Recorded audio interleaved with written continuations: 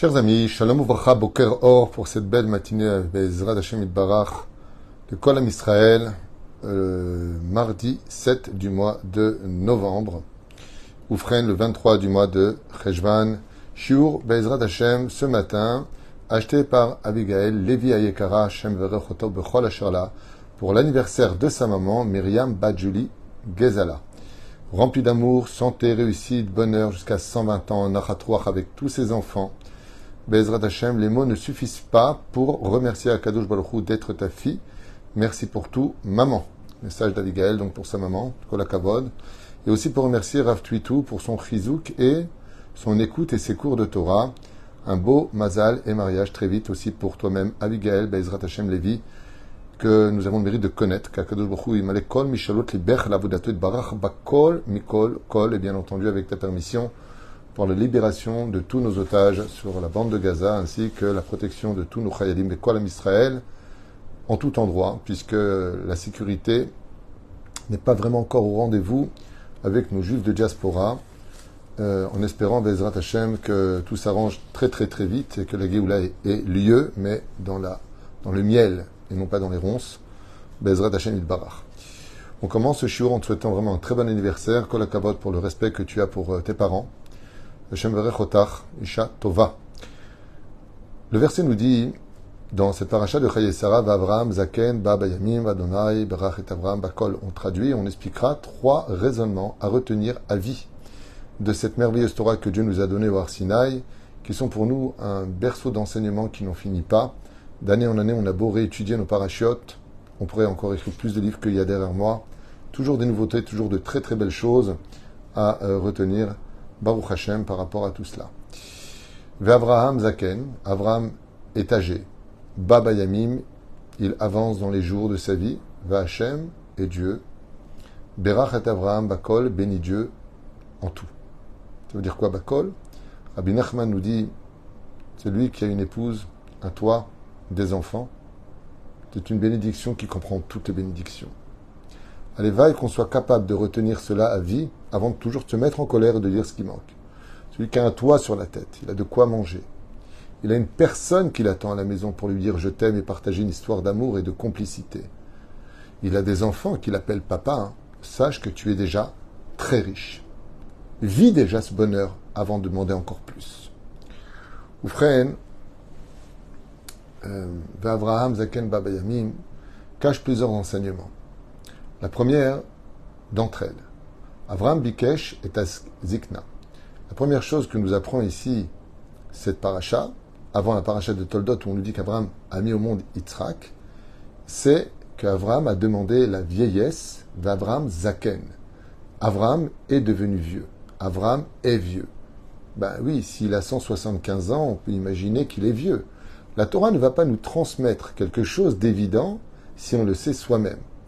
Mais si elle l'écrit, c'est qu'elle est en train de te dire que les gens, avant cette demande d'Avraham, vieillissaient dans l'âge, mais pas physiquement. Il n'y avait pas de poils blancs, il n'y avait pas de rides. Les visages restaient tels quels, et pour mourir, ils éternuaient et rendaient la vie. C'est comme ça, en tout cas, que dans la tradition juive, les choses ont été transmises dans la Torah orale, jusqu'au moment où ce verset intervient. Avraham Zaken. Demandons maintenant pourquoi, à nos sages, Makarapo avec Ve'Avraham Zaken Baba Yamim. Je demanderai, chers spectateurs, pour éviter d'enfreindre notre shiur, de ne pas répondre à ceux qui sont derrière l'écran avec Vive la Palestine et autres. Sortez de ça, sortez. Ne descendons pas à... Il n'y a rien à raisonner, en 2 mots. Il n'y a rien à dire, rien à raisonner. Je vais faire un cours sur la réalité historique de tout ce qui s'est passé, sur l'histoire d'Israël et de la Palestine. On verra ça en temps et en heure. Là, on est dans un sujet, ne descendez pas, s'il vous plaît, à répondre à ce genre de choses. S'il vous plaît. Oufren Vavram Zaken Babiamim. On revient sur notre sujet. Écoutez bien. Première explication, pourquoi Avraham demande-t-il la vieillesse? Vous savez qu'une des entreprises qui marche le mieux au monde, qui fait le plus d'argent au monde, pour lequel des baleines sont massacrées d'ailleurs, c'est la beauté. On a peur de vieillir, surtout pour les femmes plus que pour les hommes, car malheureusement, les femmes se doivent toujours d'être à la hauteur, de ne pas être remplacées par plus jeunes et plus belles. Donc c'est quand même quelque chose de très difficile. Pourquoi avoir demandé la vieillesse? C'est tellement plus beau et plus simple pour nous d'être nés voilà, jusqu'à l'âge de 20 ans, puis après 20 ans, on ne bouge plus. Ça y est, on est beau gosse, on a toujours des cheveux sur la tête. Là, maintenant, il n'y a pas de besoin d'être moche ou d'être courbé, et ainsi de suite. Pourquoi demander une telle chose? Et si Abraham l'a demandé, c'est pour le bien-être de l'humanité, parce que nous sommes tous touchés par ce bonheur de la vieillesse, car en réalité, il faut vivre l'âge de ses artères. Pourquoi l'a-t-il demandé? C'est le sujet que je vous propose d'étudier. 3 raisons qu'on va décortiquer ensemble et qui vaut le coup d'être entendues. Car chaque anniversaire nous approche d'un âge supérieur, c'est-à-dire on prend de l'âge, et en réalité, on va se rendre compte que justement, chez nous les Juifs, la vieillesse fait partie déjà de la jeunesse. On le voit pour Sarah dans cette paracha, elle était à 100 ans comme à 20 ans. En d'autres termes, il faut vivre son âge, son complexité. Quand tu as 80 ans, ne te prends pas pour quelqu'un qui a 20 ans. Respecte ta santé, respecte ton âge et comporte-toi à l'image de ton âge. Même si on doit continuer à faire du sport, et j'insiste beaucoup sur cette chose-là, de manger sainement, de faire du sport, Baruch Hashem te permettra, si tu atteins l'âge des 70 ans, d'avoir encore un corps de 60 ans, 50 ans à la limite. Moi, je connais personnellement des gens qui ont 75 ans, ils courent plus vite que moi. Parce que depuis toujours, ils font du sport. D'où l'importance que dit le Rambam dans les Chod Deot de faire du sport. Le Rambam rapporte l'importance de faire de la marche, de faire du sport, de ne pas rester constamment statique, car malheureusement, tu bloques ton système, tu ne mets pas en éveil tes muscles. Comme j'avais connu une personne qui était un petit peu conséquente au niveau du poids et qui ne faisait jamais de sport. Le problème, c'est que quand il est tombé malade, il n'avait pas assez de muscles dans les jambes pour porter son poids, ce qui ne lui permettait plus de se tenir debout. D'où l'importance de faire vraiment des efforts dans ce domaine pour éviter une vieillesse difficile. Donc, fais attention à ta santé en mangeant sainement et fais toujours un peu de sport, Bezrat Hashem, pour te permettre de continuer à vivre paisiblement un âge avancé. Après, Dieu il décidera de la maladie, pas la maladie, Dieu il fera ce qu'il veut. Première raison, pourquoi Abraham a-t-il demandé donc la vieillesse? Dans cette première raison, 3 explications. Aleph, Abraham voulait demander à Dieu de préparer l'homme à réaliser qu'il n'était pas là pour l'éternité, et donc en voyant son visage vieillir, il comprenne qu'il n'en est plus non plus pour in vitam aeternam, des années et des années. Le fait qu'une personne prenne de l'âge lui rappellera qu'il avance dans les jours. Baba Yamim. Oh, réveille-toi. Quand est-ce que tu vas faire tchouva? Ainsi donc, Abraham demande à Dieu un signe pour cela. Que l'homme réalise en se regardant dans le miroir qu'il n'est plus tout jeune, que les années passent, et que quand tu regardes en arrière, tu dis, tu te rends compte, hier encore j'avais 20 ans, je caressais le temps, et qu'aujourd'hui j'ai déjà 60 ans, 40 ans se sont écoulés aussi rapidement. Alors, si tu as 60 ans et que 40 ans sont passés si vite, ça veut dire que les 40 ans qui arrivent devant toi risquent de passer aussi très vite. Donc, peut-être que tu devrais t'améliorer. Peut-être que tu devrais faire tes chouvas.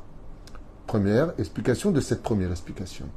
Deuxième, c'est qu'Avraham Avinu alav Shalom ressemblait comme 2 gouttes d'eau, ou plutôt Yitzhak ressemblait comme 2 gouttes d'eau à Avraham. Et Avraham était très très minutieux dans toutes les méthodes de la Torah, surtout celle du respect des parents qu'il n'a pas pu accomplir car son père est mort, comme le précise Rashi à 205 ans. Et à cause de cela, eh bien Avraham voulait rappeler à son fils, n'oublie jamais que quand tu parles à ton père, tu parles à ton père. Quand on parle à un sosie qui a exactement le même visage, poil noir, pas noir, même chose, c'est un peu un pote, quelque part. Comme quelqu'un m'a dit un jour qu'il connaissait une personne qui avait accouché d'un enfant à l'âge de 14 ans, et qu'en fin de compte, c'était pas un rapport mère-fille, c'était 2 copines. Parce que quand la fille a grandi, il n'y avait plus de différence vraiment, il y avait 14 ans de différence, mais c'est pas comme une maman. Et ainsi donc, Abraham, nous disent les Chachamim, a voulu rappeler, pas simplement à son fils, qui était tzaddik, qu'il n'avait pas besoin de cela, mais pour toute la génération, que quand toi, en tant que fils, tu parles avec ton père, tu vois qu'il est au-dessus de toi par son âge. Rappelle-toi que tu parles à ton père. Rappelle-toi que tu parles avec une personne plus âgée que toi. Ainsi donc, la vieillesse impose du respect. Respecte les personnes qui sont plus âgées que toi. Tu ne vas pas dire à la personne, au fait, t'as quel âge toi pour savoir si je te respecte ou pas?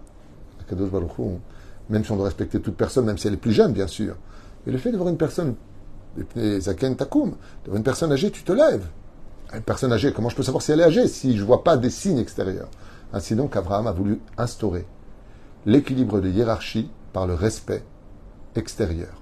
Ainsi donc, quand tu vois une personne âgée, tu réalises que tu dois avoir un langage beaucoup plus respectueux avec lui, ne serait-ce que par son âge. Troisième explication de cette première explication, eh bien, on est avec du Yetzer Hara jusqu'à 13 ans, et puis ensuite on fait le beau jusqu'à un certain âge, et puis voilà que maintenant on a 70 ans. Alors le Yetzer Hara qui est en nous, même si des fois il veut t'emmener en boîte de nuit, ou aller faire des bêtises, t'as 75 ans, t'as 80 ans, eh bien, c'est pas que tu veux pas y aller, mais tu peux pas y aller. C'est-à-dire que Abraham a fait en sorte que le corps vieillisse, que les molécules vieillissent, qu'elles tombent, qu'elles s'effritent, qu'elles deviennent des rides. Pourquoi? Eh bien, tout simplement pour que quand on te regarde descendre en boîte de nuit à 80 ans, on dit, mais qu'est-ce que tu fous là? C'est une maison de retraite ici, qu'est-ce que tu fais là? Que la personne n'ait pas la force de pouvoir fauter. Que la personne n'ait pas le même Yetzer Hara tellement otzmati pour qu'il ait encore une chance de faire teshuva. Il y a une différence entre vouloir et pouvoir, car toute mauvaise pensée qui n'est pas accomplie ne rentre pas dans l'accusation d'avoir fait les choses.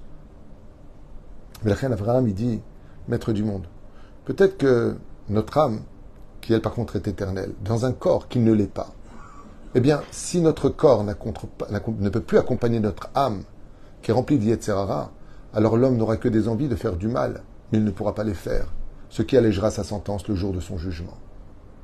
Ainsi donc, Abraham demande la vieillesse, parce que dans la Zikna, il y a cette situation aussi de vouloir aller à Las Vegas au bout du monde. Seulement, on oublie qu'on n'a pas vraiment l'âge pour pouvoir le faire, même si dans la tête, on a encore 20 ans, le corps te rappellera que tu n'es plus si jeune que ça. Ça ne veut pas dire qu'une personne âgée est foutue, c'est pas du tout le message.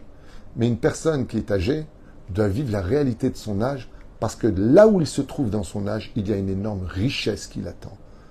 Vous savez, la traduction du mot zaken, vieillesse en hébreu, se traduit aussi par sagesse.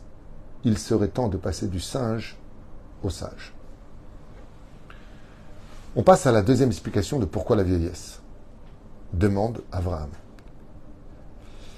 Abraham, écoutez bien, je vous en prie, c'est magnifique. Ce que vous allez entendre, Matok Kadvash, écoutez bien. Abraham, disent les Chachamim, il est prêt avec lui tous les jours de sa vie. Ça veut dire quoi? Il était parfait, le mec? Super. Abraham Avinu était un homme depuis qu'il est né parfait. Ah oui? Il a tout réussi. Vavram Zaken Baba Yamim, il a pris tous les jours depuis sa naissance avec lui. Non. Et je vous ai noté quelques exemples. Est-ce qu'il a réussi à faire teshuva à Lot, son beau-frère et son neveu? Réponse, non. Nulle part il fait teshuva. Est-ce que les convertis d'Abraham, comme il est marqué là-bas, qu'il est venu avec tous les convertis, Asher Asa, Abraham Kol, Anefesh Asher Asa Becharan, est-ce qu'il a réussi à les garder dans la Torah? Réponse de nos sages, non. Ils sont tous repartis en Mésopotamie, repratiquer de l'Avodah Zara. C'est un échec. Est-ce qu'il a réussi à sauver les habitants de Sodome et Gomorrhe? Non. Est-ce qu'il a réussi à éviter à sa femme d'être prisonnière chez Pharaon et Avimelech? Non. Est-ce qu'il a réussi à élever au niveau spirituel espéré Eliezer et Ishmaël? Non. Je vous l'achem po imachamor. Et Abraham, t'as pas réussi tout dans ta vie. T'as pas réussi tout dans ta vie, Abraham. Les textes de la Torah nous montrent que tu as eu des échecs. Alors comment tu peux dire que tu es venu avec tous les jours de ta vie et Dieu t'a béni? Il t'a béni sur tes échecs. T'as pas réussi. Ici, tu as réussi 10 épreuves, mais le reste n'a pas forcément été réussi. Et c'est là qu'est toute la différence et un enseignement magnifique qui est donné ici. Abraham arrive dans sa vieillesse. Et la Torah vient nous apprendre que toute sa vie a été réussie. Alors qu'on vient de lire une petite liste que tout le monde peut vérifier dans le premier niveau de la lecture de la Torah, ou non. Ben là, tu as échoué, là, tu as échoué, là, tu as échoué. Vous savez, je voudrais vous raconter quelque chose de très important. Le matin, quand on étudie le Talmud ou la Torah, on dit « Anachnu amelim ve'em amelim ». Eux, ils peinent, et nous aussi, on peine. De qui on parle? Des gens qui sont en dehors de la Torah, qui passent toute la journée à être dans le monde profane. Pour apprendre des métiers hautes, c'est pas un drame. Mais s'il n'y a pas de Torah, c'est comme un steak sans épices. La vie sans Torah n'a pas de goût. Et c'est toute la différence. Vous voyez quelqu'un qui a fait des études de médecine, ou pour être ingénieur. et il ne réussit pas ses examens, eh bien, toutes les années d'études qu'il a eues, elles sont perdues parce que ça n'a pas abouti à la réussite. En fin de compte, il ne sera pas médecin. Il n'a pas le niveau d'être médecin. Mais il a quand même étudié. Il a quand même peiné la nuit. Il a noté, il était présent dans les cours, il a pris le métro pour y arriver. Beaucoup de choses ont été mises en application. Ou si vous préférez un autre exemple beaucoup plus banal. Une maman prépare un magnifique gâteau en l'honneur de Shabbat Kodesh. Quel est le gâteau le plus propice pour Shabbat? C'est la tarte aux pommes. Elle me disait de manger un peu des pommes, un pisode pour Shabbat Kodesh. Et puis voilà qu'elle prépare le Shabbat, le vendredi, elle prépare Bezrat Hashem, un magnifique gâteau, une belle tarte aux pommes, avec tout ce qu'il faut. Et elle coupe chaque pomme, exactement la bonne mesure, pour que ce soit tout régulier. Magnifique. Magnifique. Elle est partie chercher la pâte parce qu'elle pensait qu'elle en avait, elle n'en avait pas. Et elle le met dans le four. Et puis voilà que le petit pleure. Et donc elle s'inquiète, elle regarde, il a de la rougeur, et elle met la pommade, et puis après le téléphone qui sonne, et elle a oublié sa tarte aux pommes. Quand elle réalise, elle court, elle ouvre le four, et la tarte aux pommes est grillée, inconsommable. Ce que vient nous apprendre ici Avraham Zaken, Baba Yamim. Quand Avraham a avancé dans l'âge, Hashem et Berach Avraham Bakol, il a béni dans tout. Quoi, t'as pas eu d'échec? Il dit, c'est la différence. On n'est pas béni de Dieu et on n'a pas réussi une vie par rapport à sa réussite personnelle. Est-ce que j'ai réussi ou pas réussi à faire cette tarte aux pommes? Est-ce que j'ai réussi ou pas réussi à devenir un grand ingénieur, médecin, physicien, ou ce qu'on veut? On est payé par rapport à l'effort prodigué. Est-ce que tu as tout fait pour y arriver? Oui. Alors maintenant que tu as tout fait pour y arriver, les résultats, tu les laisses pour Dieu. Ainsi donc, Abraham reçoit dans la vieillesse sa bénédiction. Pour dire qu'en réalité, la vieillesse n'est autre que la conséquence des âges accumulés les unes après les autres pour l'amener à son âge, et qu'il a tout pris avec lui. Et étant donné qu'il a tout pris avec lui, on comprendra que les échecs n'en étaient pas. Car un échec dans le judaïsme, c'est quand tu te décourages de tout faire pour y arriver. Ça, c'est un échec. Mais que tu aies fait, par exemple, des années d'études, et que tu viens à la rabbanout pour enfin prendre ta théouda de Rav, mais que tu n'as pas chômé, tu as tout fait pour y arriver, seulement tu n'as pas été à la hauteur d'avoir compris les questions, ou tu n'étais pas bien ce jour-là. Dans le ciel, tu prends le salaire de tout ce que tu as étudié, parce que dans le ciel, oui, tu as ton diplôme. Oui, Akadosh Baruch Hu, il est fier de toi. Quelqu'un qui fait tout pour arriver, que ce soit pour se marier, pour avoir des enfants, pour avoir un travail, pour vivre en Israël, pour devenir meilleur, et qui est tombé, il fait tout pour ne pas fauter avec la Brit Mila, il fait tout pour être Shomer Shabbat, il fait tout. Il va tout, et il n'a pas réussi. Akadosh Baruch Hu regardera combien tu as vraiment mis de barrières pour arriver à monter en haut de cette montagne si compliquée à gravir. C'est là qu'est tout le salaire. Et c'est cet enseignement que nous donne ce petit verset qui peut traverser tous les océans de l'esprit. On ne donne pas le salaire. Em amelim vanachnu amelim. Rien que quand tu commences à comprendre une Mishnah, alors que tu penses que tu comprends, mais tu n'as rien compris. Mais tu as passé 1 heure à essayer de la comprendre. Tu as juste compris 1 ou 2 points importants de la Mishnah. Et maintenant, on te dit, qu'est-ce qu'elle veut dire Mishnah? Et c'est pas ça du tout. C'est pas ça qu'elle voulait dire, la Mishnah. Dans le ciel, tu recevras un salaire incommensurable pour l'heure que tu as passé à essayer de comprendre. Mais par contre, quand tu as un contrôle dans n'importe quelle branche de métier et que tu le rates, on te dit, désolé monsieur, vous avez raté. Et tu vas au chômage. Dans le monde de la Torah et des mitzvot, la notion du mot chômage n'existe pas. À retenir. Il n'y a pas mieux que de travailler pour Dieu, parce que quand on travaille pour lui, il n'y a jamais d'échec. Ve'Avraham Zaken Baba Yamim. Vadonai Berach et Avraham Bakol. Troisième explication. Le mot Avraham est âgé. Il vient avec ses jours. Baba Yamim, dans ses jours. Le mot Ba s'écrit Bet Aleph. Qu'est-ce que ça veut dire Bet Aleph? Ça veut dire 3. Comme c'est marqué Ekev. Avata. Comme c'est marqué Ekev.